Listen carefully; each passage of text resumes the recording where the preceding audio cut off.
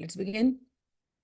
Shri Chakravasini Devi Namaste, Shivakama Sundari Devi Namaste, Shri Krishna Sodari Devi Namaste, Rajarajeshwari Devi Namaste, Rajarajeshwari Devi Namaste, Padmadala Locheni Devi Namaste, Bhakta Paripalini Devi Namaste, पर्वतवर्तिनी देवी नमस्ते, राजराजेश्वरी देवी नमस्ते, राजराजेश्वरी देवी नमस्ते, करुणाभिलाषिनी देवी नमस्ते, कात्यायनी गौरी देवी नमस्ते, कदम्बवनवासिनी देवी नमस्ते, राजराजेश्वरी देवी नमस्ते, राजराजेश्वरी देवी नमस्ते, शक्ति परमेश्वरी देवी नमस्ते, शंभु मन मोहिनी देवी नमस्ते,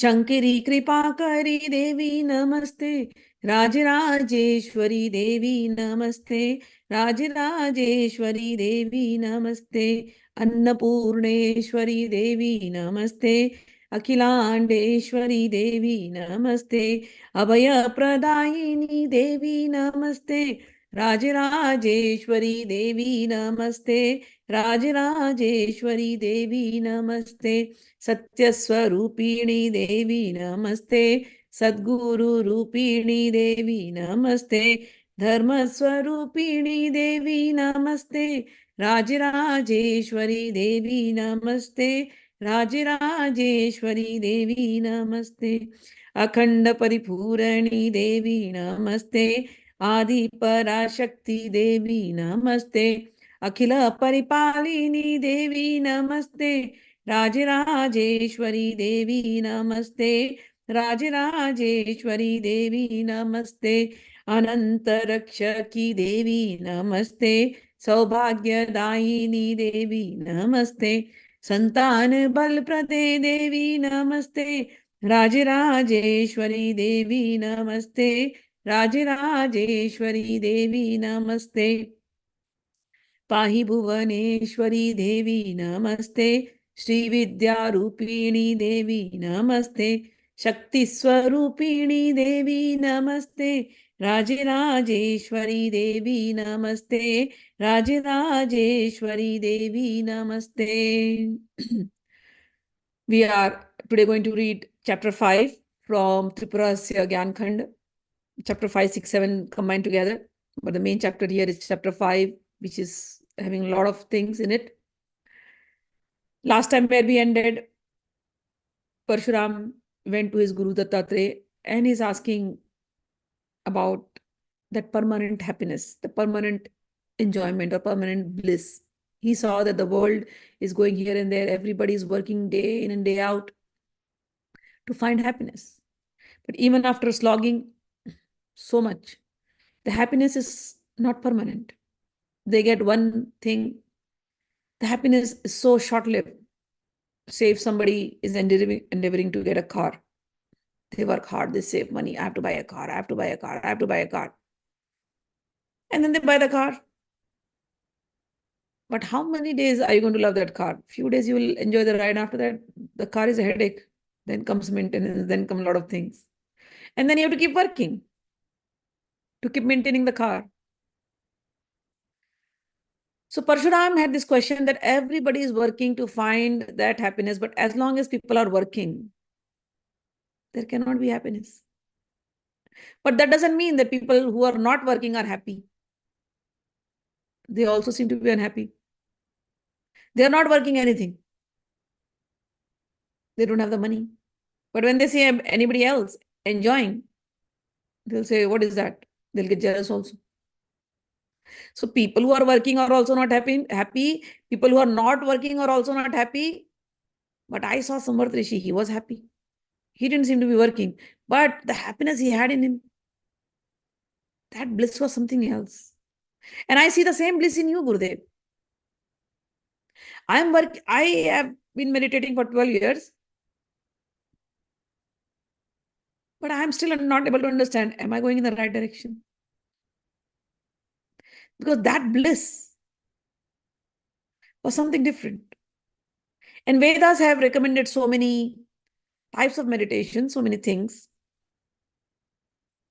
And every book is different, every scripture is different, every philosopher is different, every path is different.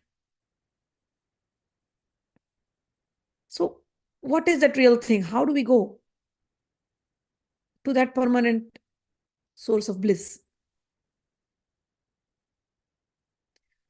Parashuram, when he questioned like this, Bhagwan Dattatreya was very happy.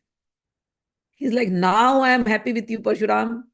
12 years of meditation you did. Now your consciousness is purified. That such a question has arisen into your mind. It's very important.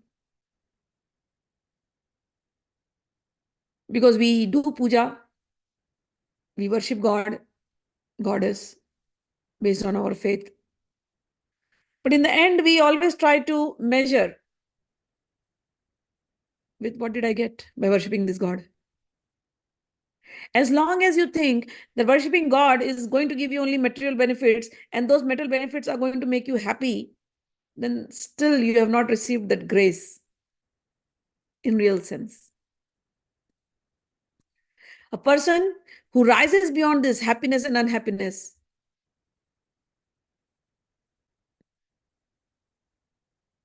who rises beyond these dualities,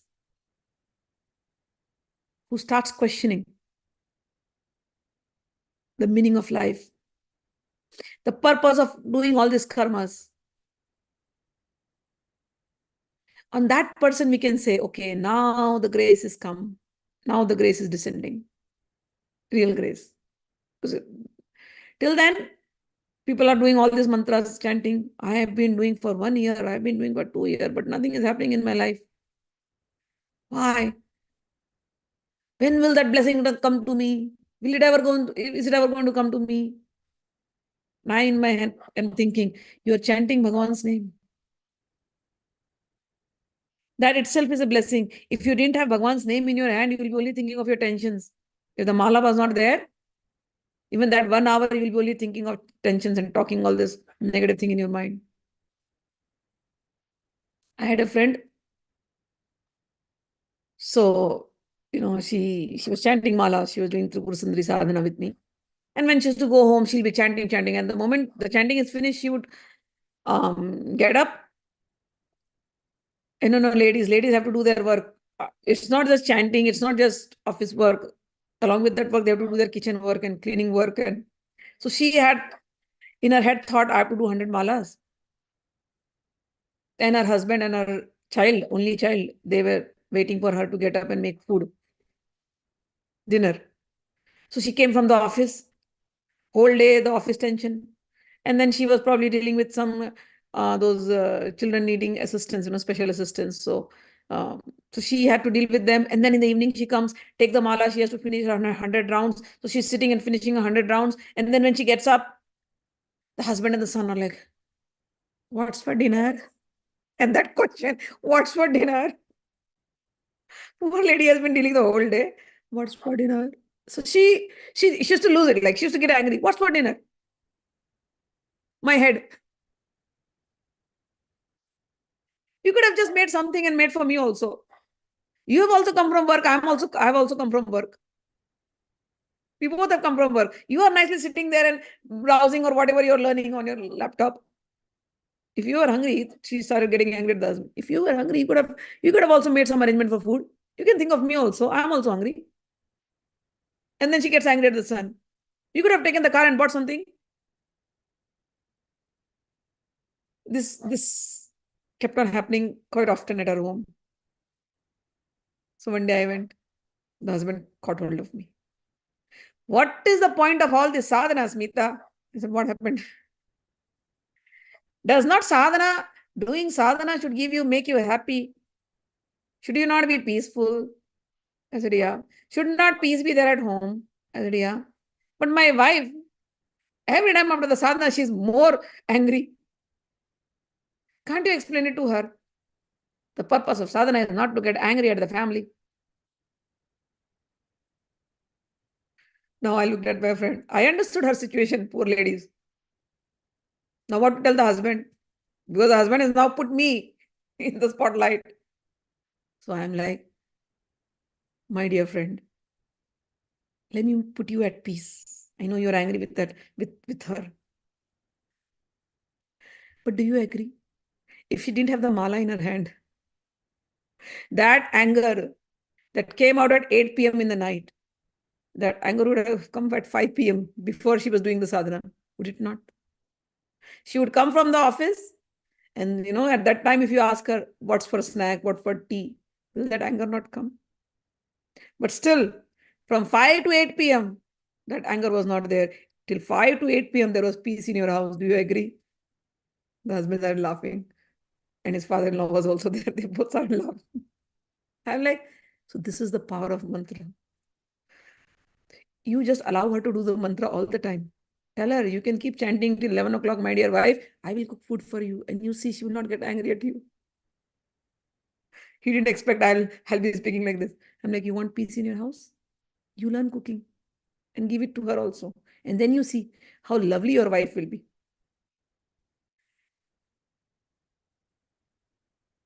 The purpose of whatever we are doing it to find happiness. But we cannot map it. Oh, you did sadhana, now this is going to happen like this. No, you cannot. A person who is successful in sadhana, he goes to a point where all these little things become trivial. Then you start asking higher questions. Who am I? From where have I come? What is the purpose of life? What is that permanent happiness? How do I find? Then, now the Tatre says, yeah, now you are going on the right track, my dear Parashuram.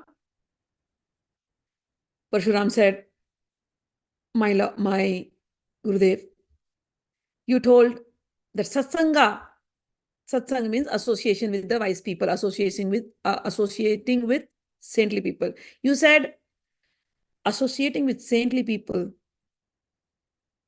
is the thing, is the harbinger of what is worthy. And I agree with you, my Gurudev.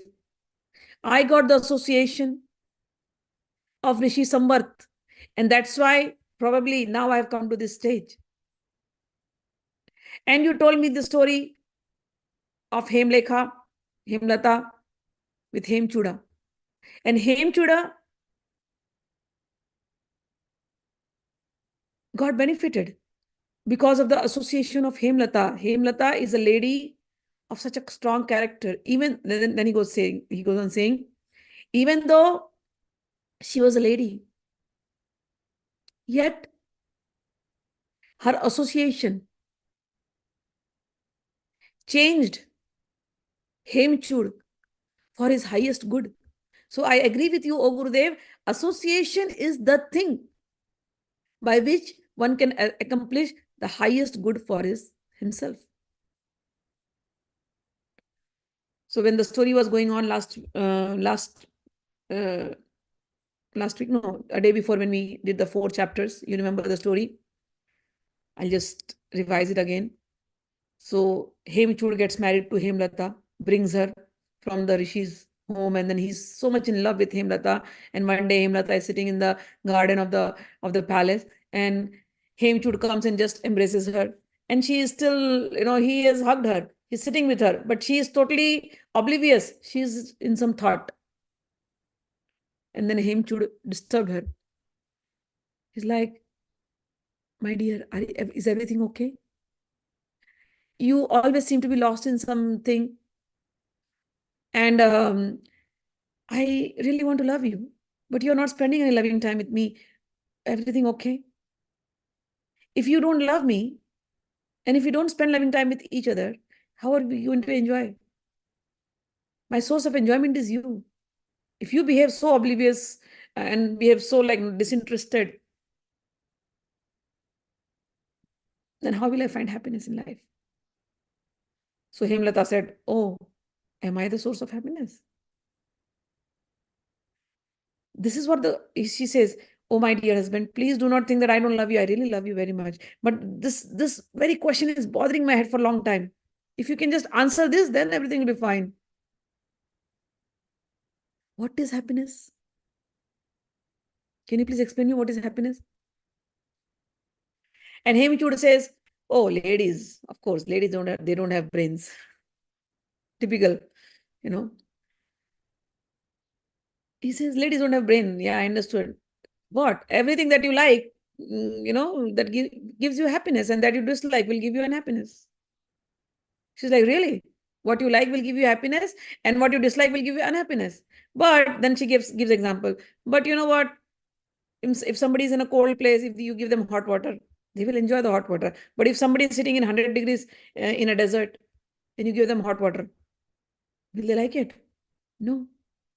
So the same thing, when it changes the place or the situation, it brings happiness to one person and it brings unhappiness to another person, then how do you say the person in the cold place is liking it, but the person in the hot place is not liking it?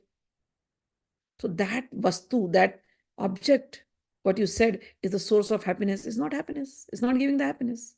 It is changing. But happiness has to be permanent. Happiness should not change its nature. And oh, my dear husband, you tell, I am your source of happiness. How will you find happiness if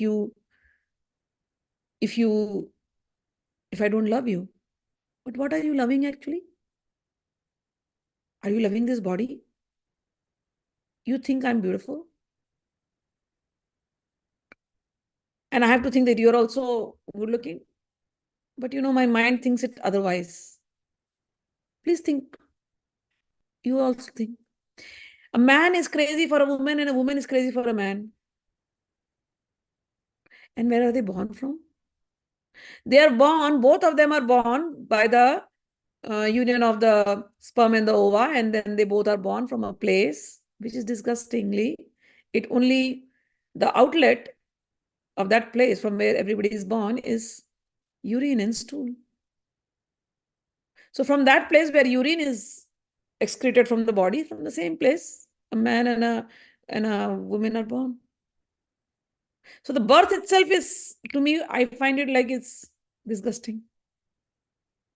And then that the woman becomes beautiful, the man becomes handsome. And there are different kind of men and women in the world. Some man is very tall, and so for some women, the tall man is handsome. But we see also in the world there is a very ugly man, and the woman falls in love with the ugly man because maybe he has some quality. God knows what qualities he has. There are criminals who also have girlfriends, and very loyal girlfriends. Similarly, ladies, not every lady is very beautiful. Some ladies are ordinary looking, some ladies are dark, some ladies are fair, but the man is falling in love. And the world may think, why are they falling in love with each other? They're totally mismatched, but they're falling in love, thinking that this will bring joy. But tell me, whether black, white, tall, short, fat, slim, what is this body whom you're loving? That body is made up of only flesh. So is it the flesh that you're loving? You like me. Are you liking my flesh? Are you liking my skin? This skin is nothing but full of pores. And every second there is sweat coming out. We have to put so much perfume, so much cream, so much lotions to make it smell good. But no matter, you can put the most expensive lotion to it. Within a few hours, it starts smelling again. You put the best of the deodorant and it will start smelling again. So are you loving this skin, which is full of disgusting odor? Or you like my skin, below the skin there is flesh. Are you in love with the flesh? And in that flesh, there is only like veins and arteries and so many things going on, which are just carriers of blood. Are you liking that? Okay, go deep more deeper. This body, what you like from outside, is inside it is only a structure of bones. So are you liking the structure of bones? Go more deeper inside. People get attracted towards the navel of a woman. What is behind that navel? It is filled with bile and phlegm. Go behind. So this body, which is filled with bile and phlegm, and then people are attracted towards the private parts. And what is that? It is only a picture of stool and urine. So you mean to say you love that picture, that part of stool and urine?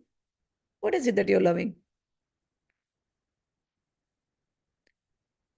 Everybody is born from that opening where urine is ejected. Such is the body. Just think of it. And if somebody is finding delight in such a thing,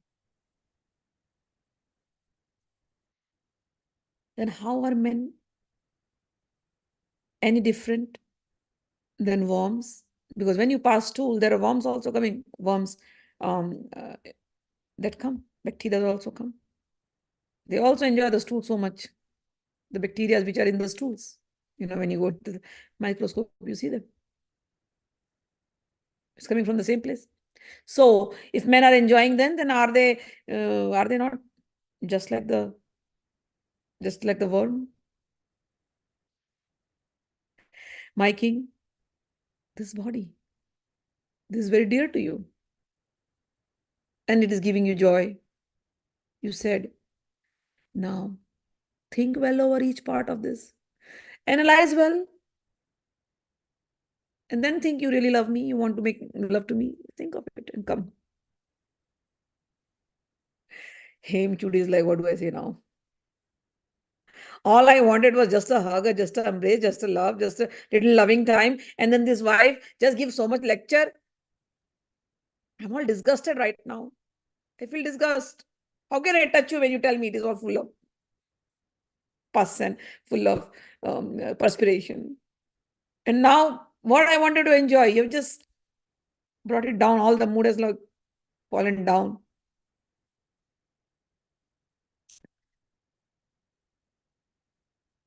She says, yes, everything you eat, everything that you consume are finally ejected from the body. Such is the state of affairs in the world. Oh, my king, think of it. The real joy that you are looking for is beyond this body, is beyond this outer self. And that real joy lies inside the pure consciousness. And that pure consciousness is your soul. And that soul is same as Tripura. If you really want to enjoy, you must first know Tripura. That consciousness, that conscious energy which gives happiness. People are looking for happiness outside. She is that happiness outside, but the real happiness, but changing forms. Go beyond that. Go to yourself, realize yourself. And then once you realize yourself, once you are with Tripura, then you will get the never-ending bliss, never-ending joy that you're looking. You came to me, I'm giving you that. I'm trying to give you that joy. You want to really enjoy with me. Once you are at that level, you will enjoy with me. The king heard it and he was liberated at that moment, you know. He liberated not only himself, he liberated everybody in his family, his sons, his daughter-in-laws, everybody. The entire city was liberated and the people were contented. It was known as Vishala, but later on it came to known as Vidyanagar because people were all became knowledgeable with this knowledge. Dattatreya said, when he ended, he said, association with the sages, O Parashuram, that is the root cause of all that is auspicious and good. And by association with Hemlata, all people achieved knowledge. All people achieved wisdom. And therefore, O Parshuram, know that Satsanga is the root cause of salvation. That is where we ended last time. And Parshuram said, yes, I agree with you on whatever you're saying. Please tell me in more detail, what all did she do, Hemlata? That, hearing a lecture, hearing discourse, everybody's hearing a discourse. So many times we have heard this discourse in Gita and through other places that this world is transitory, this world is not. How many times we have heard? But to practice is very difficult because the senses are so strong. Practice is very difficult. So how did, what happened to, after this lecture, after this discourse, what happened to Hemchud? Dattatreya said, Hemchud was a king. So naturally he was interested in all these things. So the impressions of enjoyment of the worldly things were very strong in him. So by force of habit, everything remained with him. But the thing was, now when he was enjoying anything, he's not finding any joy in them because whatever he's trying to enjoy, the discourse of Hemlata would go in his head. So he's seeing everything, he wants to enjoy, but at the same time, he's just not able to enjoy because he thinks, this is not right, this is not right, this is not right, this is not right. This cannot be the source of enjoyment, this cannot be the source of enjoyment, this cannot be the source of enjoyment. So he was like confused. It happens, when we were not aware of spiritual things, when we were not aware of right and wrong, the world seemed very nice, ignorance is bliss. But the more we became aware, it started troubling us in our daily life. Didn't it happen? Oh, not, don't do this. Don't live like this. Before, you can be anything, like an animal we were living. But after knowing spiritual stuff, you cannot. How many times you have heard this? But to practice is very tough. So same thing was happening with Hemchud.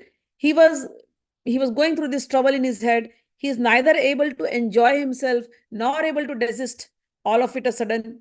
But he was very proud to confess to his weakness to his beloved. Some time passed away. So some few months, few years, he's not doing anything. But suddenly that inside, whatever the feelings are there, those impressions of enjoyment, they just overpower him. And then he goes and enjoys without telling his wife. But while he's enjoying, the wife's words are still there in his head. He engaged in all of those enjoyment, but with reluctance and shame. He repeatedly fell into his old ways by force of his habit. After doing everything, he would be very repentful. He would realize the evil of those ways, and then he would remember his wife's word. His mind was always oscillating here and there, like a swing.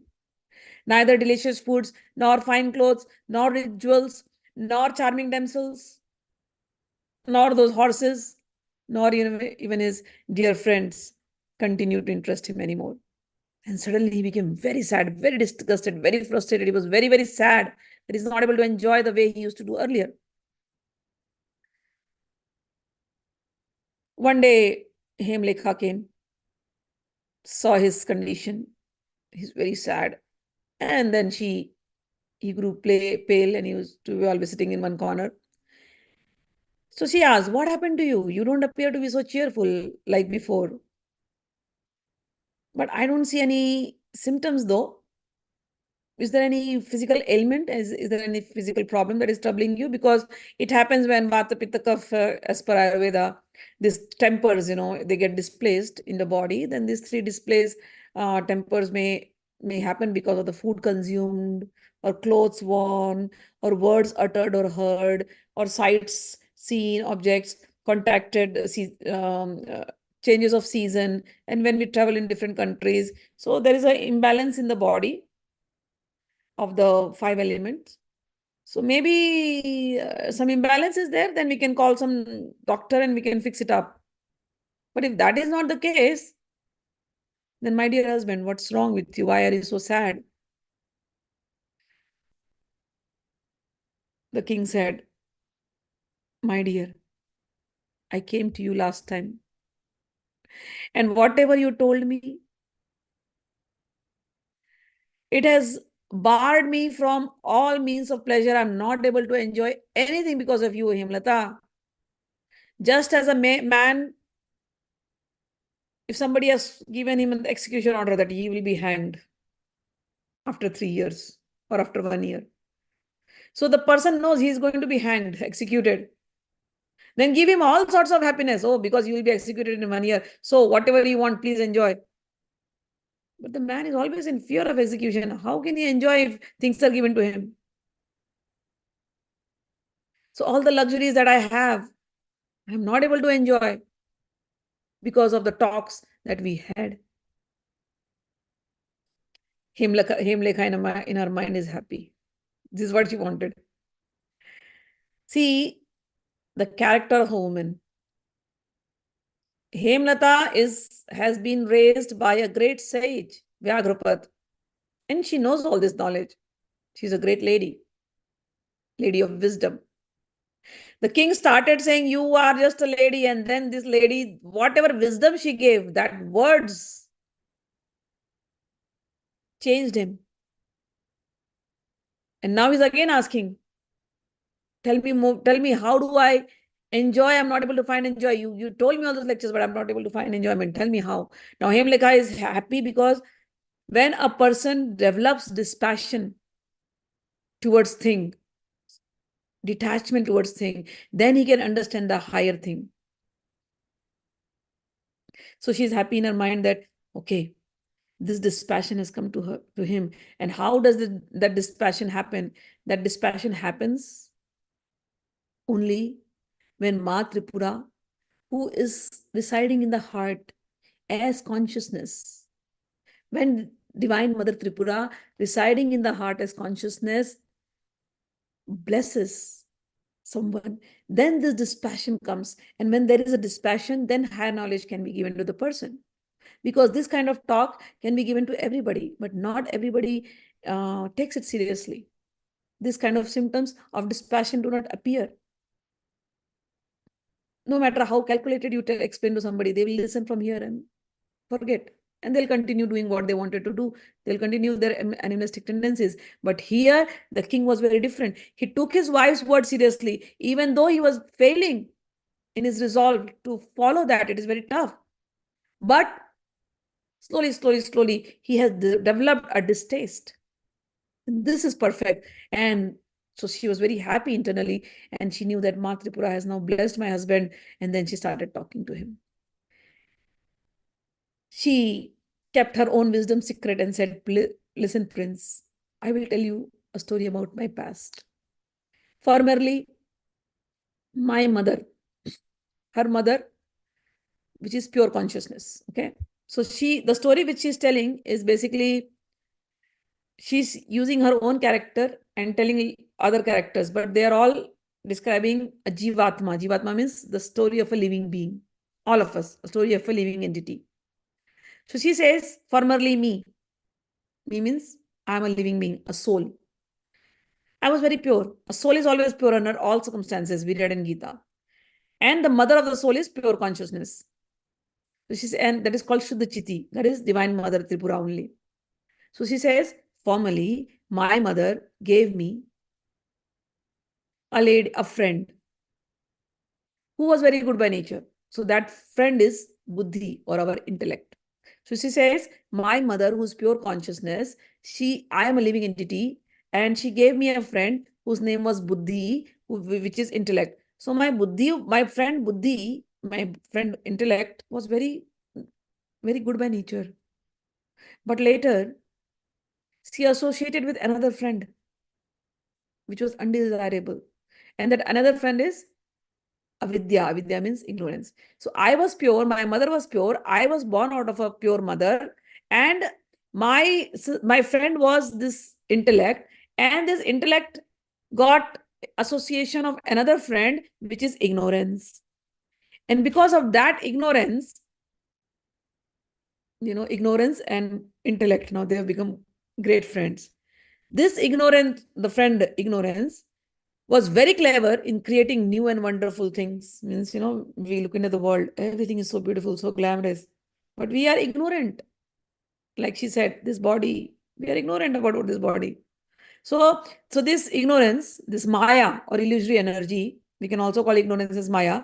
This illusory energy was very beautiful in creating everything very nice. And I also, without my mother's knowledge, associated with her. So this friend of mine became very friendly with this undesirable companion, ignorance. And I was also obliged because she is my friend. So I'm also continuing with my friend because I love my friend more than my life. I could not remain without her even for a second. Means the living entity and the intellect. We cannot live without a second. But if this intellect is into the world, but we cannot live without it. So we have to live. So she's saying, I could not live without my friend. Always loving my friend, I quickly became part of herself. She, for her part, was always closed with that wicked friend, ignorance, who was generating all new fascinating things. So, like living being, the intellect said, this is nice, that is nice, that is nice. So we go beyond. With the wherever the brain leads us, the intellect leads us, we are going, we are falling. So she's saying, I was pure from my mother's side, then I started following my intellect, which was already in ignorance, and I'm going here and there, thinking that everything is so beautiful. In the secret, that wicked woman introduced her son to my friend. And that son was an ignorant fool with eyes bloodshot with drink. And my friend went on enjoying with him in that very presence. But she, though completely overpowered by him and being enjoyed by him day after day, she never left him. I too did not abandon her. And out of that union was born a fool of the same type as father.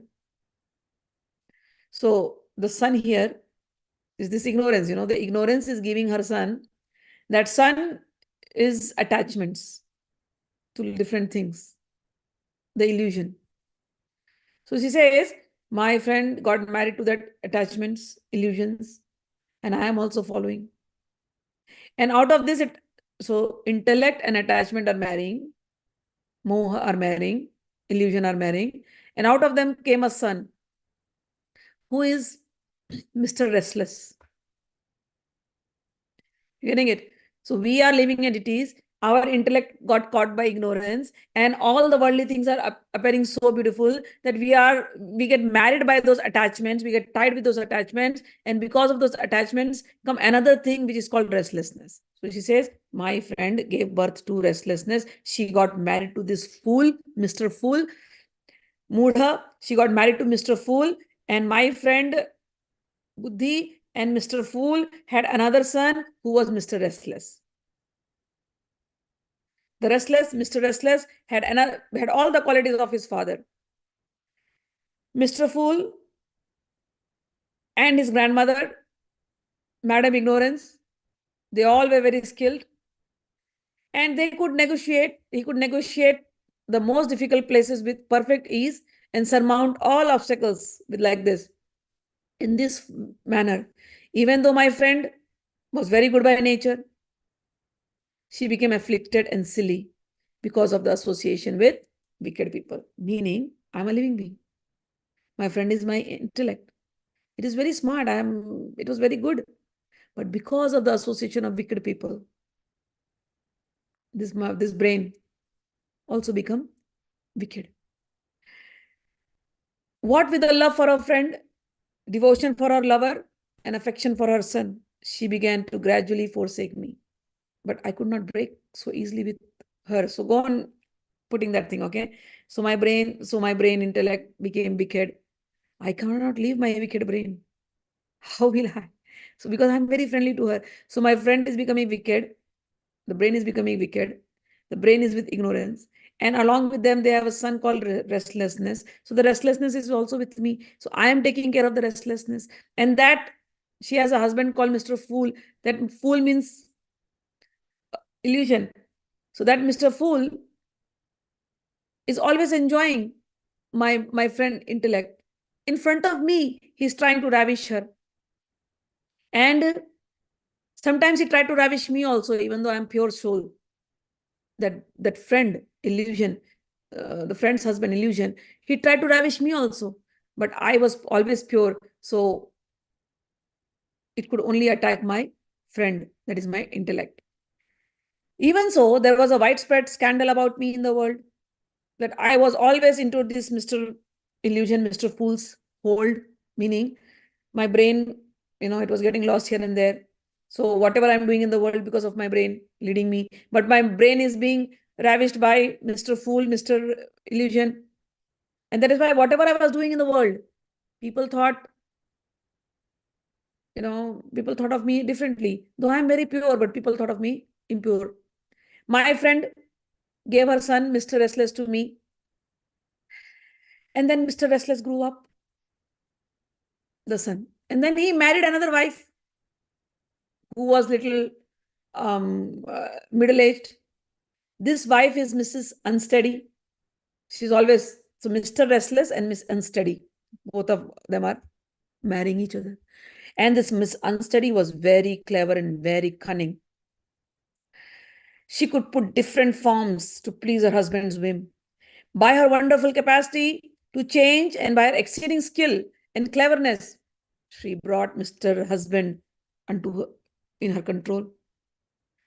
Whenever Mr. Restless, the son, but Mr. Restless, the mind, it is restless mind. So it is flying thousands of miles to enjoy.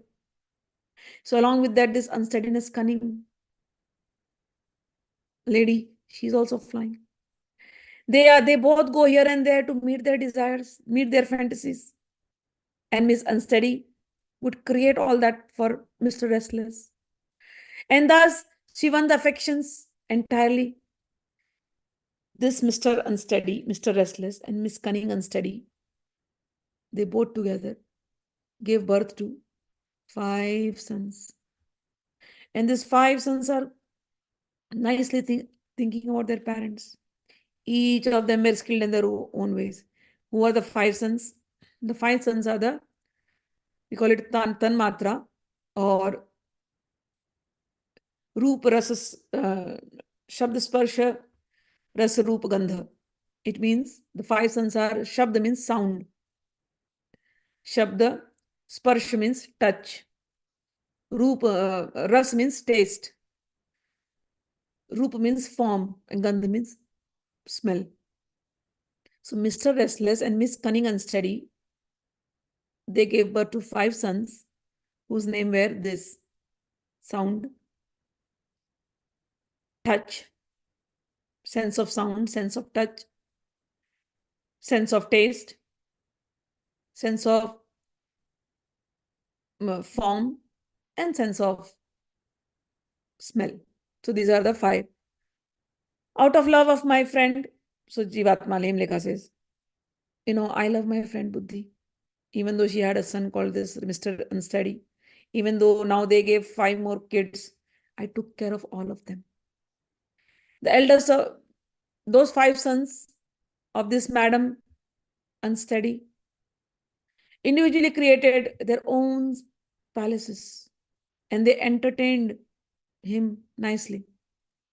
The eldest of them entertained in his mansion with different kinds of sweet music, with sometimes the sweet musics were incantations of Vedas, the reading of scriptures, the humming sound of bees, the twittering of birds, and the father was very pleased to hear from the eldest son. But at the same time, sometimes there would be different words, harsh sounds, fearful sounds, tumultuous sounds, raging of the sea, rumblings of earthquake, cries from ghosts, quarrels, moans, lamentations of people. So he's enjoying with his son's mansion. So these mansions are from the ear. Okay, this is one mansion. The eyes is another mansion. The nose is another mansion. The skin is another mansion. This is another mansion. So so mind is inside, right? Mr. Restless with Miss Unsteady. So Mr. Restless sometimes goes here, enjoying the sounds, nice sound in the palace. And then suddenly there's a crying sound and he's like, okay, done. Then he's like, I'm done with this. Now let me go to the second son's house. Then they come to the mansion of eyes. And there, beautiful things. And then there are certainly frightening things. Oh, I'm done with this mansion. Come to this mansion. Beautiful smell of food. Ah, beautiful perfumes. Ah. And then there are some very disgusting smells. Ah, trash. Pollution. So this palace, I'm leaving this palace. Now let me go here. The palace of mouth. Ah, tasty foods. Spicy food. Ah, rotten food. So different taste. Touch. Oh, the touch of the beloved. Oh, somebody beat you. The touch of that slap. Somebody tied you. Touch of the chain. Somebody burnt you. Touch of the fire. Somebody applied ointment on you. Touch of that ointment. Somebody gave you smooth, very soft dress. Oh, the touch of that stress. Different thing. So all these 5 mansions, he's going along with his wife, Miss Unsteady. So unsteady mind and Mr. Restless mind enjoying in all the 5 mansions. And there they meet one more. Mr. Restless meets one more lady inside. Her name is Mahashana. Mahashana means the one who is never satisfied. Miss, she just wants to eat. She's voracious eater. So Miss Voracious Eater.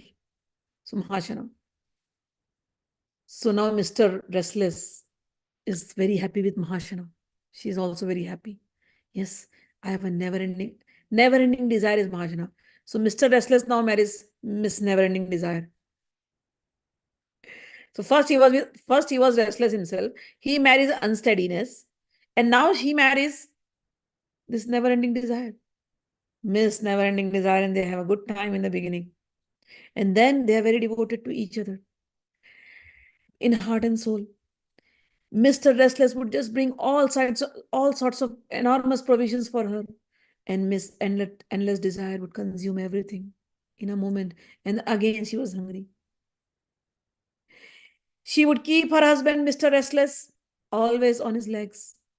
Go collect food for me. I desire good movies. Okay, movies. I desire good food. Okay, good food. I desire good dress. Okay, good dress. I desire travel. Okay. I desire money. Okay. She was never satisfied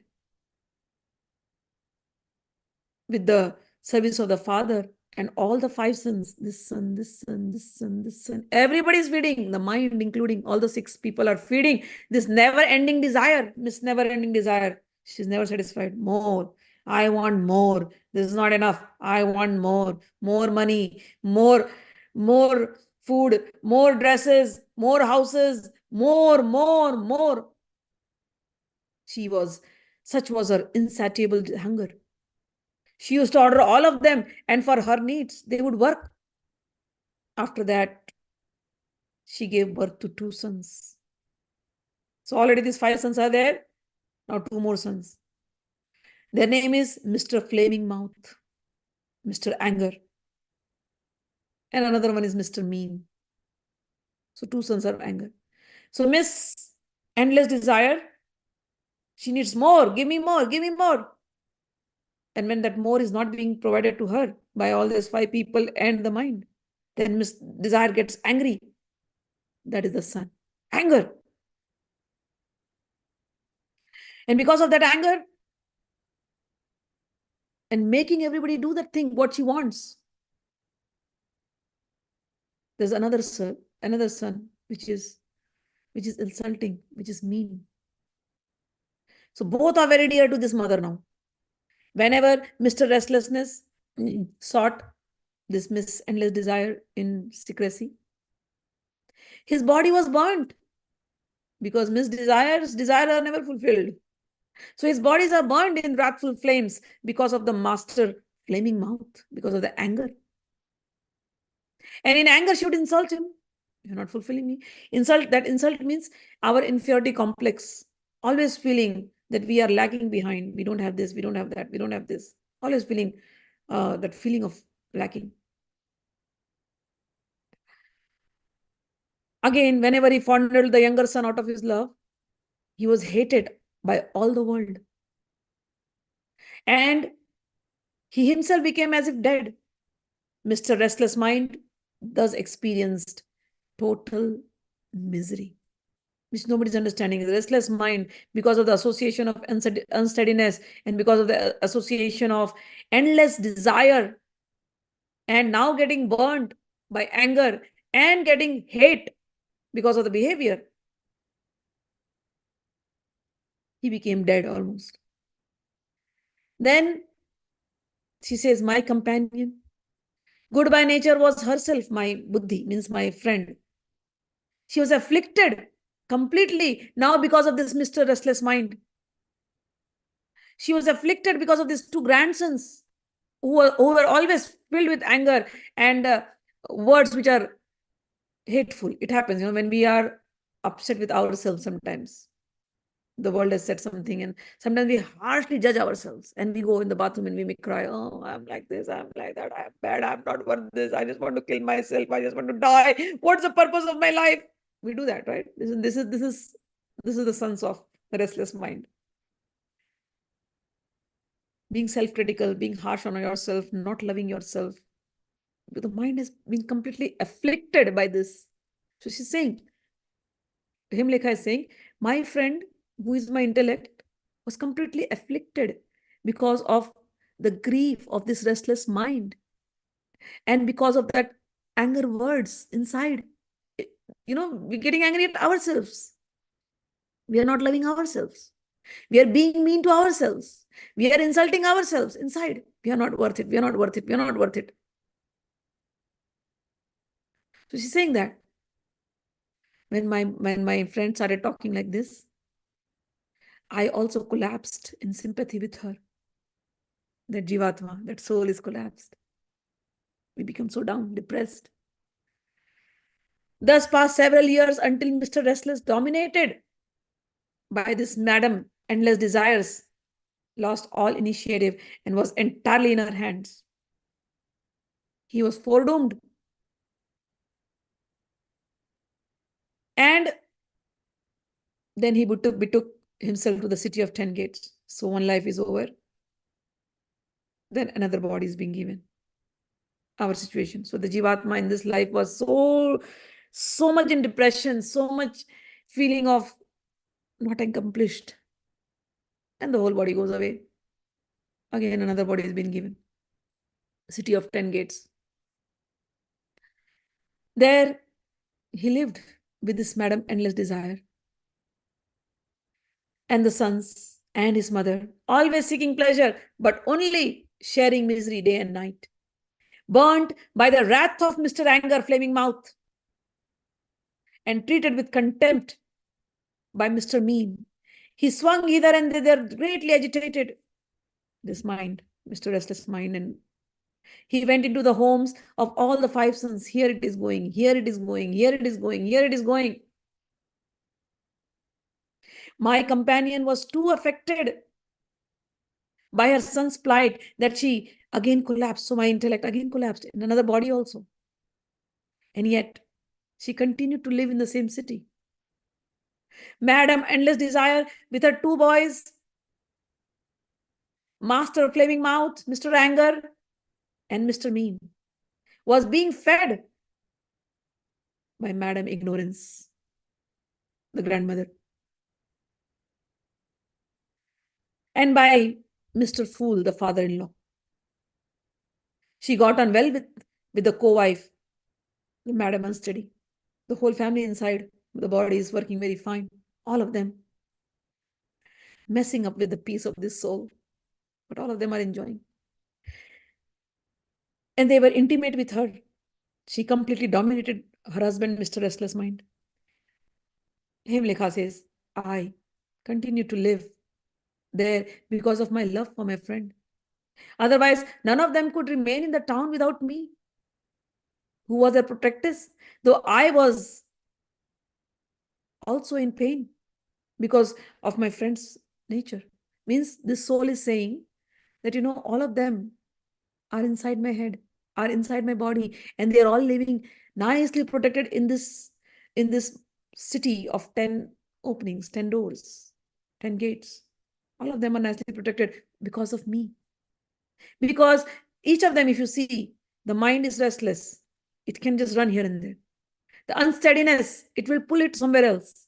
The endless greed will pull the mind somewhere else. And in between, there is this intellect, which is fully covered with ignorance. It will go somewhere else. And all these five senses will go somewhere else. But all of them are nicely living in these 10 cities, in this city of 10 gates.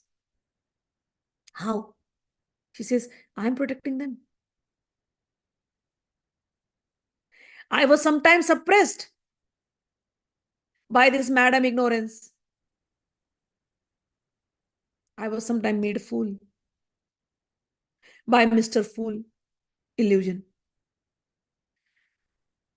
I became restless on account of Mr. Restless.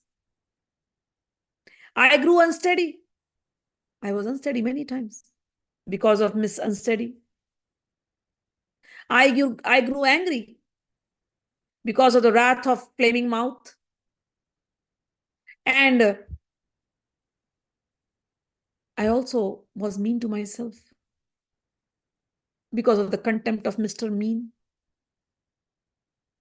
I reflected within myself all the moods of my friend, all the moods which my intellect was giving. For she would have died if I had left her even for a minute. Because of my company, because of this company, this intellect covered by ignorance, because of my company, whatever actions I was doing, I was misjudged by people as characterless.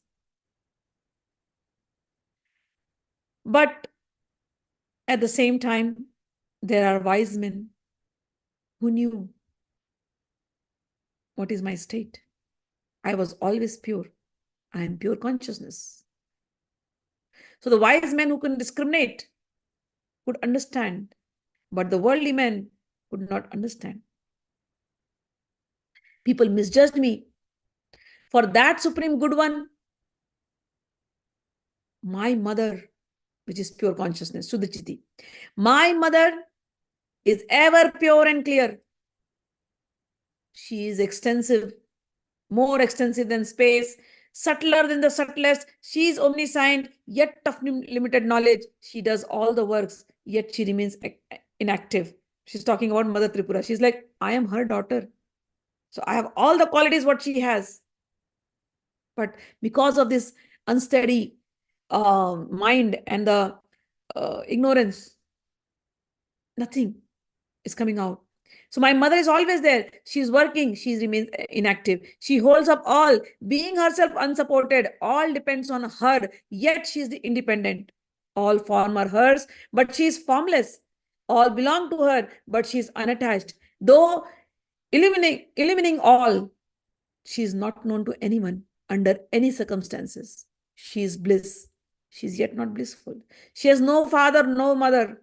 Innumerable are her daughters like me. My sisters are many. Means I am the Chiti Shakti. I am the pure consciousness. I am that soul. And there are many other souls. All of us come from that Tripura. So my sisters are many as the waves on the sea. All of them, oh Prince Hemchud, are just like me, involved in their companions' affairs. All these different souls have all this friend called Buddhi, called intellect, which is everybody is living in this 10 city, in the city of 10 gates, and everybody is stuck the same way because they have forgotten their real nature. Their real nature is a pure consciousness. That pure consciousness comes from their mother, Ma Tripura.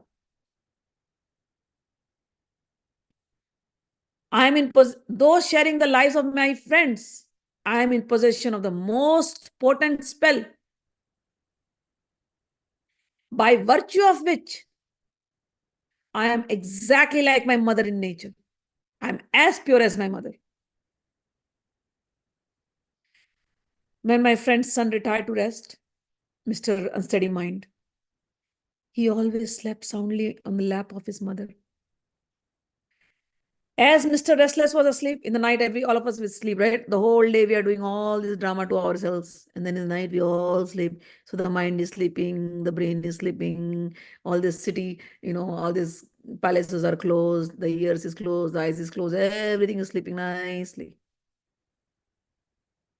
So she says, in the night, my friend's son retired to rest. He always slept soundly on the lap of his mother. Mother is Divine Mother. Mr. Restless was also asleep. All others, including his sons, were also asleep, for no one could remain awake. On such occasions, this city, when everybody is sleeping, this city is guarded by one person who is the friend of Mr. Restless mind. And that city is called Mr. Prana, Mr. Motion, Prana energy, cosmic energy. That Mr. Prana, that cosmic energy, that soul, soul energy, or life force, I could say. That life force is the intimate friend of this Mr. Restless. And that life force is always moving up and down and guarding this city. My friend, the intellect, who is the mother of Mr. Restless mind, along with him and Mr. Wicked Friend, the same was her mother-in-law, watching the whole family sleeping. I used to seek my mother in that interval and remain blissful in her fond embrace. So she says, the whole day when my friend is all wicked, the whole day the wickedness was going on. But every night when I slept, I used to sleep in the lap of my mother, who is called as Nidra Devi. I found peace when I slept like that in the night. But every day morning, I was obliged to come back to consciousness, to come back into this city simultaneously with the waking of all sleepers. And the moment I wake up, the consciousness come back, all of this inside, Mr. Restless, Miss Unsteady, Mr. Flaming Mouth, all of them rise up. Thus, Mr. Life Force, the friend of this Mr. Restless, is the most powerful and keeps them all alive.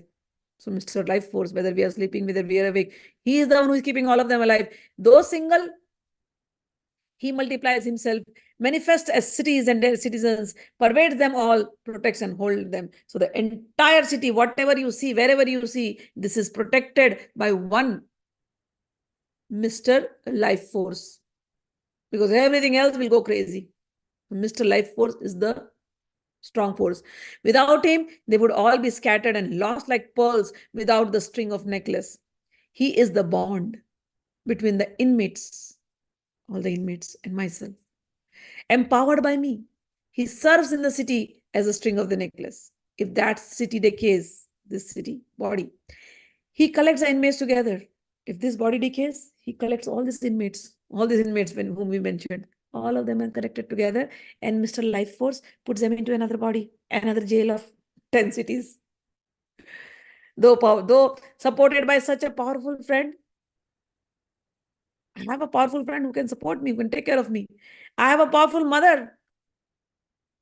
Everybody has these two things: a powerful friend, Mr. Life Force, cosmic energy, and a powerful mother. Yet, everybody is miserable because they're all tossed between these inmates, the wives and the sons, the two wives and the several sons. Everybody is torn asunder by his sons and finds not the least pleasure, but only intense misery. Tempted by this Madam Unsteady, he grieves. Ordered by this Madam Greed or Madam Unending Desires, he burns with rage, loses his senses, and is baffled. Approaching Mr. Mean, he is openly despised and reviled by others and becomes as one dead among in shame. Already of disreputable heredity, and now infatuated by love for and being tossed by his wicked wives and sons, he has been living with them in all kinds of places, good and bad, in forest with woods or thorny bushes, and infested with wild beasts, in deserts burning hot, in icy tracts, pierced by cold, in putrid ditches, or in dark holes, and so on. So she's telling the situation of every living being. We keep changing bodies because of these restless inmates inside.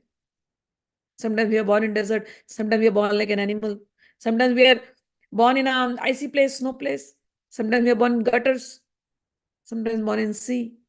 8,400,000 species we have been taking birth again and again, again and again because of all this unsteadiness, restlessness inside.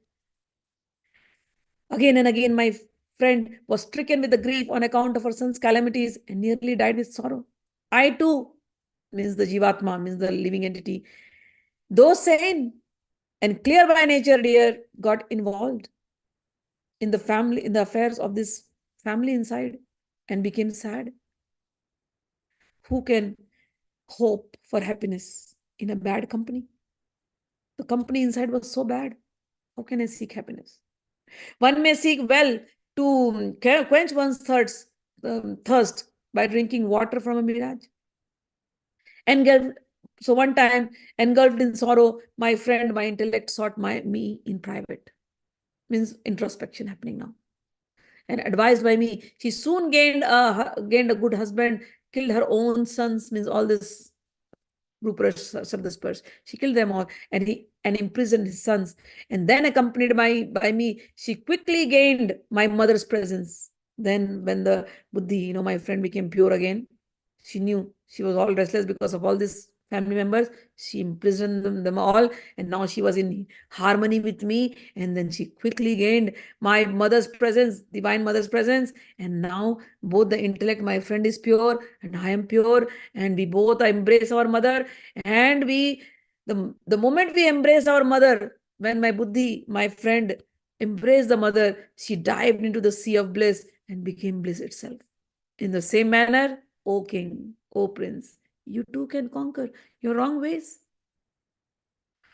Then, my lord, attain the mother, divine mother, and gain eternal happiness. I have now related to you, my lord, my own experience of the pedestal of bliss. Thus, we ended chapter number 5, and I actually ended 6 also because I gave you the interpretations. In chapter number 7, there are some few questions which he asked.